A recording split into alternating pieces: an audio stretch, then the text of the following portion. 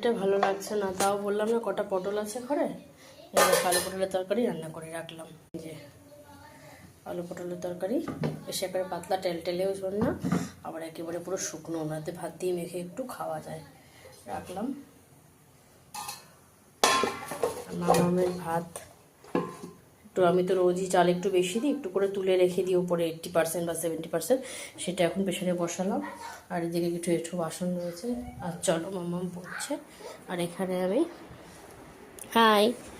এই যে মটর ডাল করে রেখেছি, এই দেখো, এই যে ঠান্ডা করছি। হ্যাঁ ওই যে টিটোর ডাল, হ্যাঁ টিটোর ডাল উচ্ছে দিয়ে, এই যে টিটোর ডাল দেখেছো, জমে যাবে, ফ্রিজে রেখে দেবো, কালকে খাবো।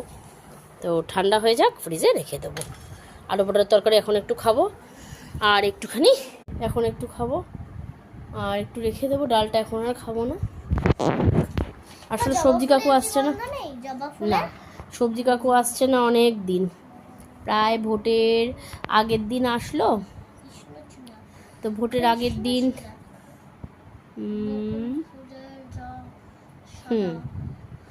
ভোটের আগের দিন হচ্ছে গিয়ে আমার এক কি বলে ওটাকে,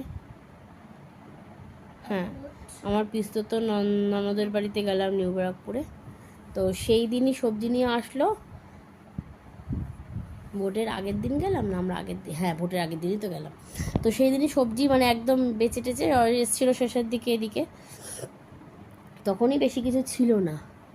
তারপর আমি বললাম না আলু পেঁয়াজ টেয়াজ, খেয়াল নেই যে আমার ঘরে আর পেঁয়াজ নেই।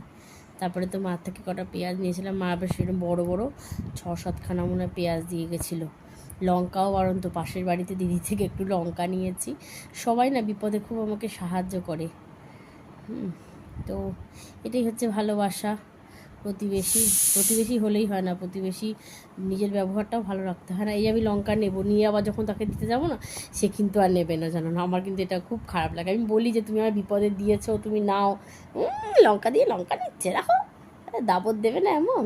তো যাই হোক, আমার মেয়ে জেম্মা বলে ডাকে, আমিও জেম্মা বলেই ডাকি মেয়েছে। ও জেম্মা আসলে আমি মানে সম্পর্কে যা হয় আর কি, ভাসুর আমার দাদা সম্পর্কে, দাদা বৌদিও বলা যায় বা ভাসুর যাও বলা যায়। যাই হোক,